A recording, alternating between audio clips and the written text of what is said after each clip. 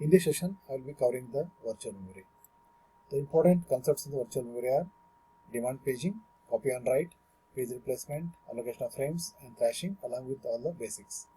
The three important objectives of virtual memory are to describe the benefits of virtual memory system, to explain the concepts of demand paging, page replacement algorithms, and also allocation of page frames.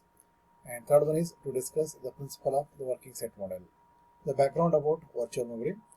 The code needs to be in memory to execute, but entire program is rarely used. Examples are error code, unusual routines, and also large data structures. Entire program code not needed at the same time. Let us see the important advantages of the virtual memory. Consider ability to execute partially loaded program. Means suppose if the program is partially loaded into main memory, what are the advantages? Program no longer constrained by limits of physical memory. Each program takes less memory while running. More programs run at the same time. Increased CPU utilization and throughput with no increase in response time or turnaround time. We discussed about CPU utilization, throughput, response time, and also turnaround time in the process chapter. Less I/O needed to load or swap programs into memory. Each user programs runs faster. Virtual memory, separation of user logical memory from physical memory. Only part of the program needs to be in memory for execution. Logical address space can therefore be much larger than physical address space. Allows address spaces to be shared by several processes. Allows for more efficient process creation. More programs running concurrently. Less I/O needed to load or swap processes. Virtual address space. Logical view of how process is stored in the memory. Usually start at address 0. Contiguous addresses until end of a space. Meanwhile, physical memory organized in page frames. MMU or memory management unit must map logical to physical addresses. Virtual memory can be implemented using the demand paging technique and also demand segmentation technique. Virtual memory that is larger than the physical memory. Here we have shown the virtual memory containing the n number of pages, that is 0 to V here. Then we are having the hard disk or secondary storage containing all the information. Then we are having the memory map or the page table here. Then we are having the physical memory. Here as shown in the diagram, whenever we want to map, we use the memory map or page table here. Here in the diagram we can observe that the one of the page has been mapped to one frame in the physical memory. But for the second one, even though we have shown here that it is mapped to the physical memory, but indirectly it has been mapped to the information in the hard disk. And whenever the page is required, we can bring that page from secondary memory to hard disk. And whenever we don't require, we can transfer the pages from the main memory to secondary memory. That is, when the mapping is, if the page is required, then can keep in the main memory. If the page is currently not required, then we can keep in the hard disk. Virtual address space. Usually design logical address space for stack to start at maximum logical address and grow down while heap grows up. As shown in this diagram here, stack is last in first out. That is why it is shown as going down, and heap it is going up. And along with it, we are also having data and also code. It is maximizes address space use. Unused address space between the two is whole. Here in the diagram, this part is called as whole here. No physical memory needed until heap or stack goes to a given new page. It will enable sparse address spaces with holes left for growth, dynamically linked libraries, etc. System libraries shared via mapping into virtual address space. Shared memory by mapping pages read-write into virtual address space. Page can be shared during the fork, speeding process creation. The shared library using the virtual memory. In this diagram, I have shown two programs or two processes here, process 1 and also process 2 here. The process 1 is having its stack, heap, data and also code, and process 2 also having the stack, heap, data and code. But the shared library like header files, they are common for the both processes. Instead of maintaining the two copies of this shared library, we can maintain only one copy. It is common for both process 1 and also process 2. By this we can save certain amount of space. This part is called as the shared pages here. Demand paging. Let us see the diagram here. We are having the program A and we want to swap out this process. So when you swap out, it is transferred to the hard disk here, and we can bring the pages from secondary memory to main memory. This process is called as swapping. For program B, we brought the data from secondary memory to main memory here. Demand paging could bring entire process into memory at load time, or bring a page into memory only when it is needed. It is only when the page is required or page is demanded, we bring that page. For this, the less I/O needed, and we can avoid the unnecessary I/O. Less memory is needed, faster response, and also we can accommodate more users. It is similar to paging system with swapping. So here we can see the swapping technique. Swap out, swap in together is called as swapping here. Page is needed, we can reference to it. Invalid reference is about not in the memory, bring to memory. Lazy swapper.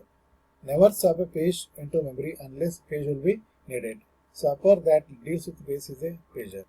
Some of the fundamentals here. With swapping, pager guesses which pages will be used before swapping out again. Instead, pager brings in only those pages into memory. How to determine that set of pages? We require new MMU functionality to implement demand paging. The pages needed are already memory resident. Memory resident means if the pages are already available in the main memory. No difference from non-demand paging. If page needed and not memory resident, that is, page is not available in the main memory. Need to detect and load the page into memory from storage.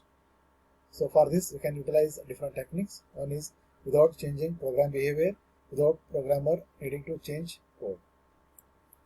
Regarding the valid and invalid bits used in the page tables. With each page table entry, a valid invalid bit is associated. P indicates that it is in memory and it is memory resident, and I indicates that it is not in the memory. Initially, valid and invalid bit is set to I on all entries. In this diagram, initially you can set it to I here. One example of the page table here, we are having the different frames and they have been allocated to a different pages. Here you can see the valid and invalid bits. For the 2 entries, it is V here. 3 entries, it is V here. That indicates that they are mapped to the main memory. And remaining entries are I here, that is invalid. This is an example of one page table containing the valid and also invalid bits. During MMU address translation, if valid and invalid bit in page table entry is I, then it indicates that it is a page fault. Page table when some pages are not in the main memory. Here in the left part we have shown the logical memory containing the 8 pages 0 to 7 containing information A, B, C, D, E, F, G and also H. In the page table we have mapped the page number 0, page number 2 and also page number 5. Page number 0 has been mapped to 4 here. So 4 has been mapped containing the information A here. That is because in the 0 we are having the A. Page number 2 has been mapped to 6. 6, if you go to 6 here, we are having the C. C here containing the C here. Then the 5 has been mapped to 9. 9 containing the F because page number 5 containing the F here.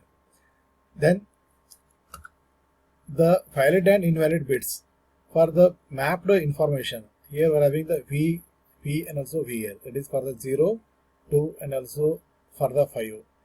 Remaining entries are invalid here. In the physical memory, we are having only A, C, F. But the entire information is available in the hard disk. Out of that, A, C, F have been transferred to main memory. Remaining information is available in the hard disk. In such cases, whenever we try to access some information from the main memory, if the page is available, for example, if we want to search for the data for this page number 0, A, we can directly access A here. Then it is not a page fault. But suppose if I want to access information such as B here, so for the B, the page number 1 has been set to I here. So in this case, the page is not available in the main memory. Then it is called as page fault because the page is available in the hard disk. Regarding the page fault, so we discuss about page fault in detail using the page replacement algorithms, and we also see some numerical problems based on the page fault. If there is a reference to a page, first reference to that page will trap to operating system. It is called as page fault here. Operating system looks at another table to decide whether it is an invalid reference. In that case, it is a abort. otherwise not in the memory. Find the free frame, swap page into frame via scheduled disk operation. Reset tables to indicate page now in the main memory, and set validation bit equal to v. Restart the instruction that caused the page fault. Let us see these points using the diagram. Steps in handling a page fault. Here there are totally 6 steps. Whenever we try to access some information, example is load m here, then we refer the table here, reference. So first step is reference here. Then when the reference is made to page table, we found that this table contains I.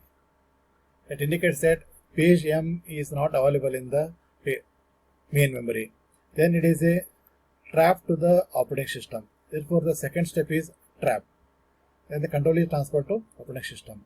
Operating system knows that the data is available in the hard disk. Therefore, the third step is page is on the backing store and access the information from the hard disk. Fourth step is bring the desired page or bring in the missing page from secondary memory to physical memory, and you have to find the free frame here. This step is bringing the missing page. In the fifth step, reset the page table. Initially the entry is I here, that is invalid, but since the frame is filled with the data, then it is valid now. Therefore, you have to reset the page from I to V. Once this becomes valid here, we can restart the instruction and we can execute. Therefore, sixth step is restart the instruction. Some important aspects of demand paging. Extreme case, start process with no pages in memory. In this case, it is called as pure demand paging.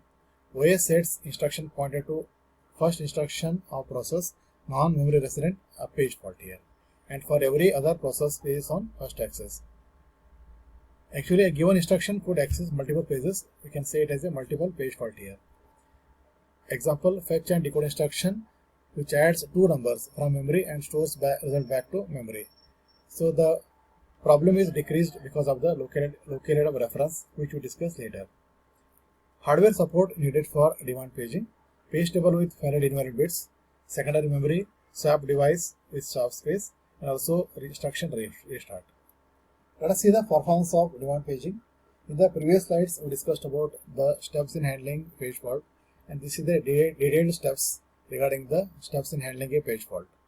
Stays in the demand paging, trap to the operating system, save the user registers and also process state, determine that the interrupt was a page fault, check that the page reference was legal and determine the location of the page on the disk, issue a read from the disk to a free frame, wait in a queue for this device until the read request is serviced, wait for the device seek and or latency time, begin the transfer of the page to a free frame, while waiting, allocate the CPU to some other user, receive an interrupt from the disk IO subsystem, that is IO completed, save the registers and process state for the other user, determine that the interrupt was from the disk, correct the page table and other tables to show page is now in the main memory, wait for the CPU to be allocated to this process again, restore the user registers, process state and new page table, and then resume the interrupted instruction.